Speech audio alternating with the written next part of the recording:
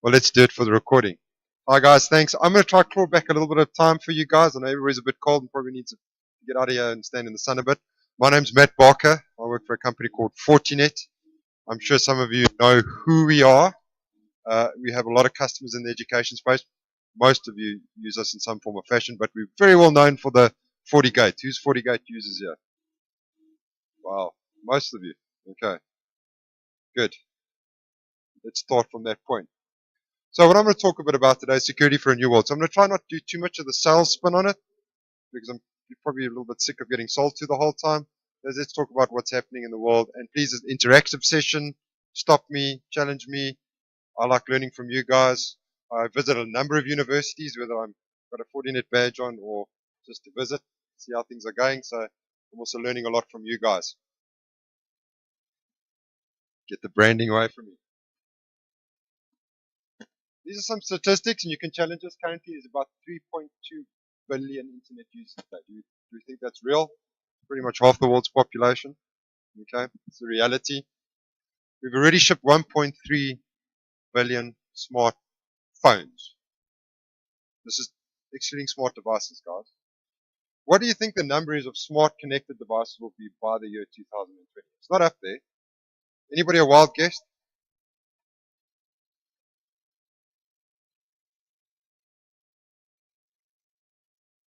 33 billion devices will be connected to a network in some form or fashion. That 33 billion by 2020. Okay, so that's reality, guys. Doesn't mean they'll all be connected to the internet, but they will be connected to some form of network. That's basically just over 4 per human on the planet. Depending on how fast we breed, in our good days we're breeding a bit faster, so it'll average out at about 4. You guys at universities run the largest enterprise networks in the world. Do you think you do, or do you think you don't? Do you think you have the IT complement of Barclays Bank? No, they have about 2,000 people that work on the IT infrastructure, probably about 200 or 300 on the network alone. And I go to universities that are running 60,000 staff members, students considered everything all in, and they've got 3. It's insanity. Now think about the complexities in a bank, which is very structured. Remember, they don't need that space. We saw some slides earlier where they're not innovating. They're kind of like staying at the bottom. They're trying to keep security as a preference. And this is why security and performance don't really go together. And we'll talk to that just now. You guys just have anybody bringing everything, and that's the opportunity, and it's the requirement. Yet you have issues around that, which I hope you do have issues around it, is the increase in threats to your network. Things are happening overseas a lot faster than maybe they're happening here, but the reality is your challenges are exactly the same. Are limited to bandwidth. You guys have solved that. Tenet's done an amazing job with giving you bandwidth, give them more money, build bigger networks. The reality is the more you give the student, or the more you give the administrator, or the more you give the lecturer, the more they're going to use and the more they're going to try. And these are bringing challenges to all of us. Security should be foremost of everybody's minds, because the fear of business and security is related to how much money am I going to lose and what are the damages going to be to my company. Okay, reputation-wise. Those are the exact same challenges you have. Because what's most important for an education institution, let's go beyond doing patents and everything which universities need to do more of. The reality is students not paying their bills, so you can't get revenue in, and reputational damage. Reputational damage to an education institution is by far the biggest thing. And it even talks to corporates with reputational damage. Okay, and the costs associated with it. So we'll do a bit of US statistics, because you know how the US are. We're a US company. Sorry, guys. We're here. We're important. By the way, we are the largest shipper of security technology, but don't worry about that. You guys are already using it. Events can lead to billions of dollars of lost revenue. And that revenue is generally measured in reputational damage. Okay. But today's standard approach is no longer a work. There's too much focus on compliance. Who here is all worried about compliance? Who are the security guys in the room, and who are the networking guys in the room? Security? Networking? Security and the networking guys should put their hands up together, because that's exactly what you have to become in the future. There's a merge between the networking and the security. In the past, I'm a security guy. I tick boxes. I'm PCI compliant, catch networks, buy a product and make sure it exists. I passed my audit, but I still get hacked. What happened to Sony? No, we were fine. We were PCI compliant, but we still got nailed. I ticked the box. Networking was a problem to implement. There's no more excuses on those lines. Damage is damage. There is way too much complexity in security today. It's too risk-based. Most of the networks today, and particularly we see in universities, because the reality is that you don't have the staff complements, you're keeping the lights on. Is that a true statement? Is it an incorrect statement? Not for all of you. Some of you guys have got amazing implementations, but it's generally a reactive approach. Something's happened, let's build something. We now have a problem with DDoSes. Awesome. Oh, let's go find a DDoS. So we're just reactive. An incident, and then we implement something. We've got to get away from that.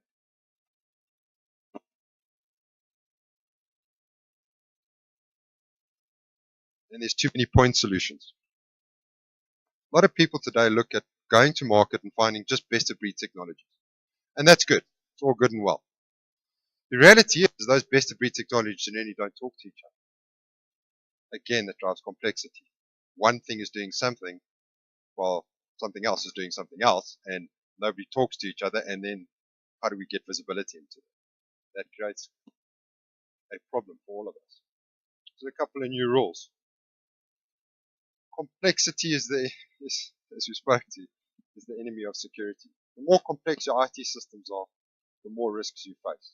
If systems don't talk to each other, if the vendors aren't working with each other, and you guys, most vendors do work today with each other, but everybody's trying to get bucks out of the other vendors. You've got to challenge your vendors to make sure that they can talk to each other. Investigate your products beyond best of breed, and look at it from a holistic IT approach, a holistic security approach. How does networking influence that? Who runs a network like this today? Vendor A in the data center for security, vendor B on the campus, another type of complete security solution for the remote branches to come in. What about your remote learning centers? How do your applications manage? What is your web application firewall? Who runs a web application firewall, by the way? Where are you from? Is it our one? Which product you're running? Working well? Huge requirement? Absolutely. Each solution is bounded to each other. There's no interaction, no communication. You've got to challenge our vendors to talk more to each other or find solutions they can bring, if you are a best of breed type company, to bring these solutions together. I'm not saying Fortinet is the only way to go. That's not the reality. You've got to investigate as much as possible out there. But looking at the vendors who have a multifaceted approach to security and a number of solutions that will satisfy, the more you approach those type of vendors, the less complexity you bring. There's something really wrong with this clicker, so I do apologize. And today's security is borderless. What do I mean by this? Again, take any type of environment. You guys have your administrators at home. They want to mark them under. Where do the attacks come from today? Do they come just from smart devices? Do they come just from the internet? You as universities have a requirement to bring so many different types of devices onto your network, the Internet of Things, which everybody, another silly little acronym. It's the Internet of bloody everything. Excuse my language. The reality is that who plays with Raspberry Pis? All of them. They're wonderful things, amazing things. What about the printers coming in? What about SCADA architecture? The guy that was in the keynote, he spoke about SCADA architecture and engineering. You know that is one of the most dangerous points of a network today? Most of those types of solutions are running old 3.51 Windows or 4.0 NT and are actively running production and have to be linked into the ERP system. That complexity is insane. So fear where the attack comes. It's not from your traditional spaces. The attack comes from inside, system to system. Who's heard of now the talk about securing not just north-south traffic, which is your traditional firewalling approach, to what east-west, into VM traffic?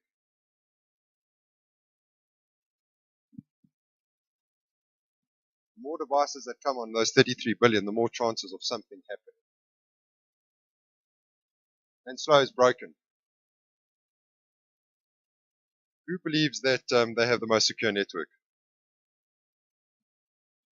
We all like to believe. I mean, the reality is that whether you implement our solutions or multiple other vendors, which are really, really good out there, we've done and checked the boxes, and we know that we protected the edge, we protected the network. But the more security you throw at it, the less performance you have. If you have the best performing network in the world today, and you think you've got the most secure network, the chances are you don't. The reality is the two don't really mix too well. Problem is, again, going back to the fact that I build a firewall, someone builds a DDoS machine, someone has a different sandbox, someone has a different wireless network, someone has a different switching infrastructure. And for all those to be secured, those vendors need to chat to each other. Therefore, they need some sort of process or application has to be run. Therefore, you'll just get a downright slowdown in the network. So you've got to choose currently performance, high performance, or high security. And you are open institutions, theoretically. I mean, you want your students to have as much access to what they can do with what they want to do. But do you know if you're allowed to hack iPhone on your network, you're enabling a crime? Do you think that's real? Because you've created a network for a student, you've allowed him to go, I accept the terms and condition, therefore it allows him to do whatever he wants with it. No, it's not right. It doesn't affect us right now because I don't think that the law here has too many teeth on it. But the reality is, allowing devices on your network, you enable that device. It means you enable anything and are responsible for that device. Not there to destroy the device or take it off, but you can mitigate away from it. You just put policies in place. Who here today is running a full context-aware, AAA authenticated network? Which university? Okay. So what have you guys implemented? You can tell me the vendors, I don't mind. I see. Working. Fantastic. Good stuff. Who's heard of the bigger vendors in the space? ClearPass from Aruba, HPE Aruba, ISE from Cisco, 40auth from us, Bradford. Bradford, anybody? All these type of things are a requirement of today. And if you are looking at those type of things, I encourage you to go down that road. You need to be fully aware of multiple things happening on your network. Context-aware networking, who's heard of the terminology? Anybody? Most of you should have. Who I am, where I am, what time of day it is, what the physical devices are, and the applications on the network. And putting people into role-based authentication that allows you to determine their role on your network, or the device's role, or a multitude of both. That's where all networking is going. Okay. So confirming that on the edge and from the cloud, so any access layer. So what we say is we want a new approach to this type of networking, which is what I've kind of mentioned all along. We're taking advanced security and high performance networking and merging them together. Now we fundamentally believe if you take multiple vendor approach, you can't achieve that. But what happens if there's a vendor that builds all that into one type of device or one type of system? Do they exist? Well, in the enterprise space, yes. There's one of us. Who knows that their firewall today is a full-blown LAN and WAN controller? Oh, sorry, LAN and WLAN controller. Who's utilizing that today? Do we know that we have a number of types of load balancing stuff built into these types of devices instantaneously? Do you utilize your gate to its full potential? We believe this type of approach will be followed by a number of people. If you see what's happening in the market with the likes of the checkpoints and all these other guys bringing out networking technologies, HP acquiring Aruba, Cisco's approach to unified networking, this is what's happening, guys. Be aware of it. And then obviously building hardware around it to take those performance. Gates, anybody running the new D series? You know about our ASICs and NPE processors, taking the traffic on this autobahn. This type of approach through hardware. So what we're trying to achieve, and what all vendors, I believe, are trying to achieve, is the seamless, attendant, and powerful network. Taking a technology set, and whether you climb onto the network from the cloud or from the edge of the secure, no matter what methodology, whether it's wired wireless, indoor outdoor, seamless through a VPN, the policy should be exactly the same. It should be aware to decide that knows where you are and give you the level of access you require. So if you're sitting on a remote campus and you're only running over commodity internet on a 10 meg line, don't allow me to stream YouTube. Okay. Or I like this version of Mac, therefore I allow it on, but that version no. And because you're a student, you get 8 to 5, and teacher gets whatever time you want. This type of approach networking. And I can guarantee you this will be the way that most vendors will come and talk to you. And can other vendors do this? Yes. But they have to rely on third-party tools, okay, third-party companies. So you've got fantastic businesses like the Palo Altos and Aruba working together. But Aruba also uses Fortinet, so open source, allowing those type of high-performance networking companies to integrate into the technologies you have. The problem is for you guys is skills. Who implements this for you? Are you reliant on your service providers, the big boys, to come and charge you $5,000 an hour? So it's important what we need to hear back from you guys is your level of comfort in running these types of systems. Are the vendors investing in you and enough back into the university enough to allow you to be independent of the bigger companies out there and the bigger resellers? Do you want to be totally independent on the resellers out there? Where are your budgets going? Are your budgets going more to services these days as networks get bigger and bigger and more complex and you're trying to put in EDI systems or digitalized systems or examinations online? Is it becoming a services orientated business? Anybody? Any comments on that? Where are you spending your money? No? This is just,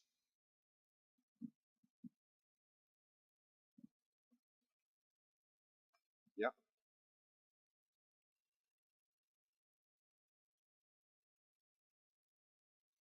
Mm,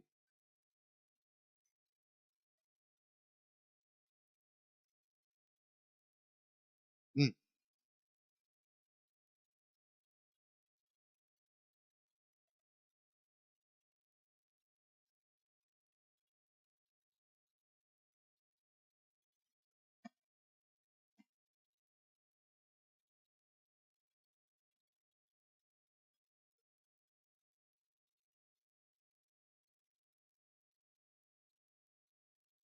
absolutely. And stage it.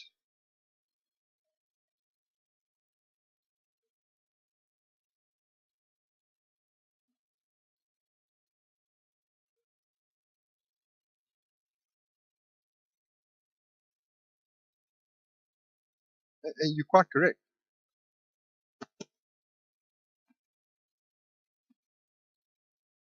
Yes.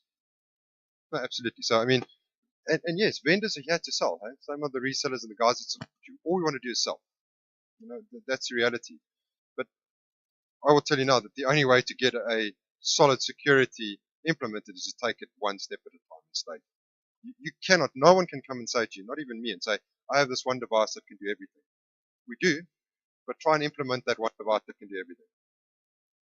No one has the skills to do it. It is a stage approach and working through. So what do we first have to secure? Our data centers and our edge. Then we have to move to our VM infrastructure, look at east-west. You stage everything that you do and look at the alternatives out there in the market. Sure. If you were to buy like a bank port, and we had a great deal this quarter we won't talk about, I mean, for one of the local banks, for a university, that's not realistic. But also talking more to the vendors and discussing where and how you need to stage it with them. There's a lot of information that you can derive from your vendors. And I need to encourage you to talk more to your vendors. I think the lack of South African universities is not talking enough to the vendors and not putting a bit of a demand back on the vendor and saying, this is where I am, and these are the stages I want to take. How can you help me? And who's your competition out there? Vendors fear their competition, but a vendor that's not willing to discuss their competition openly and honestly, not just kicking them all like they try and do occasionally, is not the vendor you should be working with. There's a lot of choice out there. And a lot of these vendors I talk to you, we work with 5 of the top other security vendors in the world. There's a community that we all work together, and we should be open enough. We should put those demands back on us and on those other vendors. Oh, 0 minutes. Okay, let's go through all this. It's going the wrong way again. So yes, we might talk like we're a bank, but you run the biggest networks with the most complexity. So yes, we want to provide openness, but openness without damage to your reputation. And the only way to really do that, and the whole point I'm trying to get to is, apart from segmentation, the other things, is being part of some sort of global threat analysis program, or having access to these global threat policies or information out there, having full visibility into your systems, and then trying to find that unique space of a single pane of glass where you can latency into it, understanding your edge to your data center to your VPN. Okay, that's me on a 1,000 foot view. Sorry, I probably overstepped by about 2 minutes. We are outside if you have questions around that. Those who are customers, we had a lot of customers come up to today and say we want a bit more information on these type of things, but we also want to know where our current status is. Come chat to us, see what we can do for you guys, and see where we can point you in the right direction.